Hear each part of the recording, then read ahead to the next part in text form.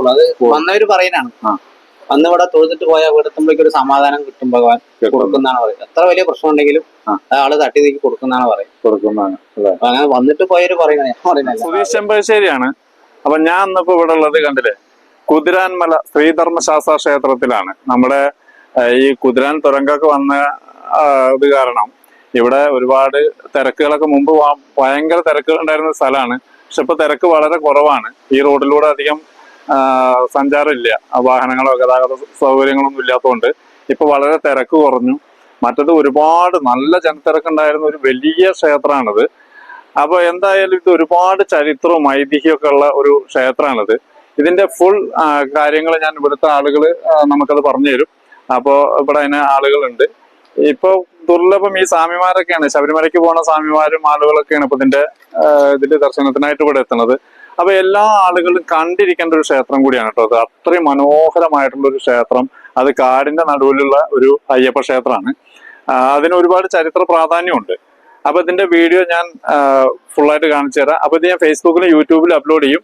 ഫേസ്ബുക്കിൽ ആദ്യമായിട്ട് വീഡിയോ കാണുന്ന ആളുകളാണെങ്കിൽ ഒന്ന് പേജ് ഫോളോ ചെയ്തിട്ട് വീഡിയോ കാണുക. യൂട്യൂബിലാണെങ്കിൽ ഒന്ന് സബ്സ്ക്രൈബ് ചെയ്ത് കൊടുക്കുക. മാക്സിമം ലൈക്കും ഷെയറും കമന്റ് ചെയ്യുക. നമ്മുടെ ഇതുപോലുള്ള അമ്പലങ്ങളൊന്നും നശിച്ചു പോകാതിരിക്കട്ടെ. അത് മറ്റുള്ള ആളുകളിലേക്ക്, മറ്റുള്ള ദേശങ്ങളിലേക്ക് എത്തട്ടെ. അപ്പൊ മാക്സിമം എല്ലാ ആളുകളും ഒന്ന് ഷെയർ ചെയ്ത് കൊടുക്കുക കേട്ടോ. ഓക്കെ. ഇത് തൃശൂർ ജില്ലയിൽ കുതിരാൻ തുരങ്കത്തിന്റെ അടുത്തായി സ്ഥിതി ചെയ്യുന്ന കുതിരാൻ ശ്രീ ധർമ്മശാസ്ത്ര ക്ഷേത്രം. 300ഓളം ഏക്കർ വരുന്ന വനഭൂമിയിലാണ് ക്ഷേത്രം സ്ഥിതി ചെയ്യുന്നത്. കുതിരാൻ തുരങ്കം വരുന്നതിനു മുമ്പ് ഇതിലെയായിരുന്നു ബസ് സർവീസ് ഉണ്ടായിരുന്നത്. അതുകൊണ്ട് തന്നെ എന്നും തിരക്കേറിയ ഒരു ക്ഷേത്രമായിരുന്നു ഇത്. ഇപ്പോൾ യാത്ര കുതിരാൻ തുരങ്കത്തിലൂടെ ആയതുകൊണ്ട് ശബരിമലയ്ക്ക് പോകുന്ന അയ്യപ്പന്മാർ മാത്രമായി ചുരുങ്ങി. തമിഴ്നാട് മാതൃകയിൽ പണി കഴിപ്പിച്ച ക്ഷേത്രമാണ് ഇത്. ശൈവ ശാക്തേയ ഉപാസകനായിരുന്ന പാമ്പുംകാട്ടിലെ ഒരു കാരണവരാണ് ക്ഷേത്ര നിർമ്മിതിയുടെ ഉത്ഭവ ചരിത്രത്തിന് നിമിത്തമായത്. കുതിരപ്പുറത്ത് കാട്ടിലേക്കുള്ള യാത്രാമധ്യേ എത്തിയപ്പോൾ അല്പം വിശ്രമിച്ചു പോകാം എന്ന് ഈ കാരണവർ കരുതി. ആ സമയം കുതിര കാട്ടിനുള്ളിലേക്ക് കയറിപ്പോയിരുന്നു. ക്ഷീണം മാറ്റി കുതിരയെ തിരഞ്ഞപ്പോൾ ഒരു വൻ വൃക്ഷത്തെ നോക്കി കുതിര നിൽക്കുന്നതാണ് കണ്ടത്. യാത്ര തുടരാനായി എത്ര ശ്രമിച്ചിട്ടും കുതിര അനങ്ങുന്നില്ല. കാരണവർ ആ വൃക്ഷത്തെ സൂക്ഷിച്ചു നോക്കിയപ്പോൾ ഒരു ദൈവിക സങ്കല്പം തോന്നി. അടുത്തുള്ള കാട്ടുചെടിയുടെ പൂക്കൾ വൃക്ഷച്ചുവട്ടിൽ ഭക്ത്യാദരപൂർവ്വം സമർപ്പിച്ചു. അതിനുശേഷമാണ് അദ്ദേഹത്തിന് യാത്ര തുടങ്ങുവാനായത്. അന്ന് രാത്രി സ്വപ്നത്തിൽ കുതിരപ്പുറത്തിരിക്കുന്ന തേജോമയനായ അയ്യപ്പന്റെ രൂപം കാണുവാനിടയായി. തൊട്ടടുത്ത ദിവസം പ്രജകളെയും കൂട്ടി ആ വൃക്ഷച്ചുവട്ടിലെത്തി ധർമ്മശാസ്താവിനെ മനസ്സിൽ സങ്കല്പിച്ച് കൽവിളക്കൊരുക്കി തിരിതെളിയിച്ച് പൂജയും തുടങ്ങി. ഇതാണ് കുതിരാൻമല ശ്രീധർമ്മശാസ്ത്ര ക്ഷേത്രത്തിന്റെ ഉത്ഭവ ചരിത്രം. ഈ ക്ഷേത്രത്തിൽ അശ്വരൂഢനായ വേട്ടയ്ക്ക് പുറപ്പെടുന്ന രീതിയിലാണ് പ്രതിഷ്ഠ. ശാന്തനും സൗമ്യനുമായി കുതിരപ്പുറത്തിരിക്കുന്ന അയ്യപ്പനാണ് ഇവിടുത്തെ പ്രതിഷ്ഠ. ഒരു കൈയിൽ അമ്പും വില്ലും മറുകൈയിൽ കടിഞ്ഞാണുമായി നിൽക്കുന്ന പ്രതിഷ്ഠ ഇവിടുത്തെ മാത്രം പ്രത്യേകതയാണ്. പെരുവനം ഗ്രാമത്തിന്റെ 4 അതിരുകൾ കാക്കുന്ന 4 ധർമ്മശാസ്താക്കളിൽ കിഴക്കതിർത്തി കാക്കുന്ന ധർമ്മശാസ്താവാണ് കുതിരാൻമല ശ്രീ ധർമ്മശാസ്താവ്. ഗണപതി, സരസ്വതി, മഹാവിഷ്ണു, സുബ്രഹ്മണ്യൻ, മാളികപ്പുറത്തമ്മ തുടങ്ങിയ പ്രതിഷ്ഠ ചുറ്റമ്പലത്തിനുള്ളിലായും പുറത്തെ പാലമരച്ചോട്ടിൽ നാഗരാജാവും നാഗയക്ഷിയമ്മയും കുടികൊള്ളുന്നു. വടക്കു പടിഞ്ഞാറേ മൂലയിൽ പ്രത്യേക ശ്രീകോവിലിൽ സ്വയംഭൂവായ ശിവനാണുള്ളത്. ഈ ശിവലിംഗം വളർന്നു വരുന്നു എന്നൊരു പ്രത്യേകതയുമുണ്ട്. ക്ഷേത്രമുറ്റത്തിന്റെ ഈശാന കോണിൽ യോഗീശ്വര പ്രതിഷ്ഠയും ബ്രഹ്മരക്ഷസ് ഭുവനേശ്വരി പ്രതിഷ്ഠയും ഉണ്ട്. റോഡിനപ്പുറം താഴെയായി കിരാതമൂർത്തി പ്രതിഷ്ഠയുമുണ്ട്. ഏതു കാര്യത്തിനായി ഇവിടെ പ്രാർത്ഥിച്ചാലും നടക്കും എന്നാണ് അനുഭവ സാക്ഷ്യം. നമസ്കാരം. പേര് മണിയണ്ണൻ. ഇത് ഏകദേശം എത്ര വർഷം പഴക്കണ്ട ക്ഷേത്രം? ഒരു 300 കൂടും. 300 കൂടുതൽ വർഷം പഴക്കണ്ടല്ലേ? ഇതിന്റെ ഏകദേശം ഒരു ചരിത്രം എന്ന് പറയുമോ? ഭഗവാൻ വേട്ടയ്ക്ക് വന്നിരുന്ന പോയ സ്ഥലം എന്നാ പറഞ്ഞത്. ഭഗവാൻ വേട്ടയ്ക്ക് ഇരുന്ന് പോയ സ്ഥലം. ഒരു കാര്യം നമ്മള് കുട്ടി രാജാവ് വന്നിട്ട് ഇവിടെ ഇരുന്നിട്ട് കുതിര വണ്ടി കയറാണ്ടായി. കുതിരവണ്ടി അങ്ങനെ നിന്നു എന്ന് പറയുന്നുണ്ട്. ആളിവിടെ തങ്ങിയിട്ട് ഭഗവാൻ ആൾക്ക് ദർശനം കൊടുത്തിട്ട് ഞാൻ കൂടി ഉണ്ട് വളർത്തുന്നതായിട്ട് പണ്ട് അങ്ങനെ പറഞ്ഞിരുന്ന ഒരു ഇതുണ്ട്. മൊത്തം കാര്യങ്ങൾ അറിയില്ല, എനിക്ക് അറിയുന്ന കാര്യം പറയുന്നു. തീർച്ചയായിട്ടും. പിന്നെ 3 നേരം പൂജ, ചോറൂണുണ്ട്. ശനിദോഷം മാറാൻ വേണ്ടിയിട്ട് ശനീശ്വര ഹോമം 2ാം ശനിയാഴ്ച ശനീശ്വര ഹോമം നടത്താറുണ്ട്. കുട്ടികൾക്ക് ചോറൂണ് വരും. നമ്മൾ വിചാരിച്ച കാര്യങ്ങളൊക്കെ സാധിക്കുന്നുണ്ട്. 2-3 ആഴ്ച അടുപ്പിച്ച് പോകാൻ എല്ലാവരുടെ കാര്യം നടക്കും. നടന്നിട്ടുണ്ട്. കാര്യങ്ങളൊക്കെ പോകാൻ എല്ലാവരും ശരിയാക്കി കൊടുക്കും.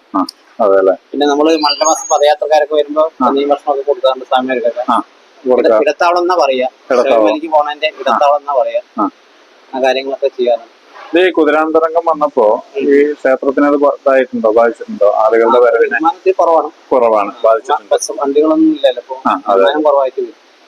നേരത്തെ എല്ലാ ദിവസം അന്നദാനം പിള്ളായിരുന്നു. ഇപ്പൊ 2 ദിവസം അന്നദാനം കൊടുക്കുന്നുണ്ട്. ശനി ഞായർ മാത്രം. ശരി. ശരിക്കും ഒരു വലിയ ക്ഷേത്രമാണത് അല്ലേ? അത്രയും ആളുകൾ വരേണ്ട ക്ഷേത്രമാണ്. അത് ഇവിടെ പ്രധാന ആഘോഷം അത് മേടമാസത്ത് രോഹിണി നാളിൽ ആറാട്ടായിട്ട് 10 ദിവസം പരിപാടി ഉണ്ടാവും. ശുദ്ധി ആറാട്ടൊക്കെ ആയിട്ട് അങ്ങനെ നടക്കും. അതാണ് പ്രധാന ആഘോഷം. മേടമാസത്ത് രോഹിണി നാളിൽ ചെയ്യാം. അപ്പൊ വരുമാനം കുറഞ്ഞ ചെറിയ ചടങ്ങായിട്ടൊക്കെ ചെയ്യുന്നുള്ളൂ. വരുമാനം കുറഞ്ഞ രീതി ചെയ്തിരുന്നതാണ്. കൊടുത്തിട്ട് പോയാൽ അവർക്ക് ഇവിടെ ഒരു സമാധാനം കിട്ടും. അങ്ങനെയാണ് കാര്യങ്ങൾ. ഭഗവാന് ഭക്ഷണ വഴിപാടായിട്ട് ദിവസപൂജ, അകസ്, അന്നദാനം അതോടെ നടത്താറുണ്ട്. ആൾക്ക് കാര്യങ്ങളൊക്കെ ചെയ്യാൻ ഏറ്റവും പ്രധാന വഴിപാടായിട്ട് ആളുകൾ കൂടുതൽ ചെയ്യുന്നത് ഒരു ദിവസത്തെ പൂജ, അന്നദാനം അതാണ് കൂടുതലായിട്ട് ചെയ്യുന്നത് അല്ലേ?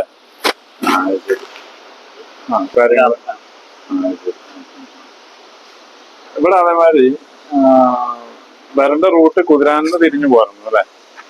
വരണ്ട വഴി ആളുകൾക്ക് ഇപ്പൊ ഈ റോഡ് ഇവിടെ കട്ട് ചെയ്ത കാരണം ഇവിടെ വന്നിട്ട് വിട്ടാൽ തിരിഞ്ഞു പോകാം. ബുദ്ധിമുട്ടുണ്ട്. അതെ. അല്ല എന്നാലും നമ്മളല്ല വരണ്ട ആളുകൾ വരേണ്ടത് കുതിരാന്റെ തൊട്ട് മുന്നുള്ള വഴി കൂടി സ്റ്റോപ്പ് കുതിരാന്റെ അവിടെ തുറന്നിട്ട് അവിടെ സ്റ്റോപ്പ്. പിന്നെ അവിടെ ഇറങ്ങി നടന്നു വരണം. നേരത്തെ പറഞ്ഞ് നമ്മൾ മുമ്പ് പോകുമ്പോ ഇവിടെ ബസ് സ്റ്റോപ്പ് ഉണ്ട്. ഇവിടെ എത്ര ഉപദേവന്മാരൊക്കെ? ഗണപതി, സരസ്വതി, മഹാവിഷ്ണു, മുരുകൻ, മാളിപ്പുറത്തമ്മ, നാഗങ്ങള്, പിന്നെ സ്വയംഭൂ ശിവൻ. അപ്പുറത്ത് ശിവനാണ്. റോഡിന്റെ അപ്പുറത്ത് കിരാതമൂർത്തി അവരുണ്ട്. ബ്രഹ്മനക്ഷത്ര, ഭുവനേശ്വരി, യോഗീശ്വരി ആളുണ്ട്. അതേമാതിരി നാഗ ഇത് കണ്ടു. അപ്പൊ ആയില്യം പൂജയൊക്കെ നടക്കാറുണ്ട്. കന്നിമാസത്തുണ്ട്, തുലാമാസത്തും നടത്താറുണ്ട്. ആയില്യം പൂജ നടത്താറുണ്ട്. അത് പുറത്തുനിന്ന് ആളുകൾ വന്നിട്ട് ചെയ്യാനോ? അല്ല, നമ്മൾ തന്നെ ഇവിടെ ചെയ്യാം. ഇവിടെ തന്നെ ചെയ്യലാണ്. ശനിയാഴ്ചയുള്ളൂ അവിടെ കിരാതമൂർത്തിക്ക് പൂജ. ശനിയാഴ്ചയാണ്. കാര്യങ്ങളൊക്കെ നടത്താൻ വേണ്ടിട്ട് കരുക്കൊക്കെ വെച്ച് പൂജയൊക്കെ ഉണ്ട്. അതല്ലേ? ഇവിടെ രാവിലെയും വൈകുന്നേരത്തും പൂജ ഉണ്ടോ? രാവിലെ എത്ര മണിക്ക് ഉറക്കും? രാവിലെ 5 മണി തൊട്ടിട്ട് 11 മണി വരെ. വൈകിട്ട് 5 മണി തൊട്ടിട്ട് 8 മണി വരെ അല്ലേ? 7:55 അത്യാവശ്യം 8 മണിക്ക് നടക്കും. ഈ കരിക്ക് വെച്ച് പൂജയാണോ കൂടുതൽ ഫലപ്രാപ്തിക്ക് വേണ്ടി ചെയ്യുന്ന ആളുകള്? കുരുതിയായിട്ട് നമ്മള് ചെയ്യാ. ചെറുതായിട്ട് കരിക്ക് വെച്ച് ഇപ്പൊ പണ്ടൊക്കെ ഉണ്ടായിരുന്നു കുരുതി. അപ്പൊ നമ്മള് പായസം കരിക്ക് നിർവഹിച്ചിട്ട് നേരിടും. കാര്യസാധിക്ക് വേണ്ടിട്ടാണ്. വിചാരിച്ച കാര്യം അവിടെ പോയാൽ നടക്കും. അത് ആരൊക്കെ ചെയ്യാ?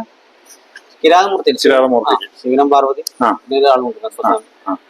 അവർക്ക് കരിക്ക് വെച്ച് പ്രവർത്തിച്ച കാര്യങ്ങൾ നടത്തുന്ന വിശ്വാസം അല്ലേ? അത് വന്നവര് പറയുന്നതാണ്.